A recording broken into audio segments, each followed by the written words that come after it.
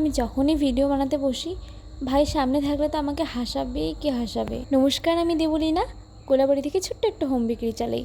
তোমরা যে কোনো ওকেশন বা কোনো অর্ডার পারপাসে আমার কাছ থেকে কাস্টমাইজ করে নিতে চাইলে স্ক্রিনে দেওয়া নাম্বারে অবশ্যই আমার সাথে কন্ট্যাক্ট করতে পারো। আজকে তোমাদের সাথে আমি একটা গুড নিউজ শেয়ার করতে চলেছি।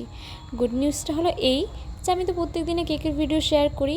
আমি এটা ভেবেছি যে আমি 100 দিনে প্রায় 100টা কেকের ডেকোরেশন তোমাদের সাথে শেয়ার করব, আর প্রত্যেকটা কেকের ডেকোরেশন থাকবে ইউনিক।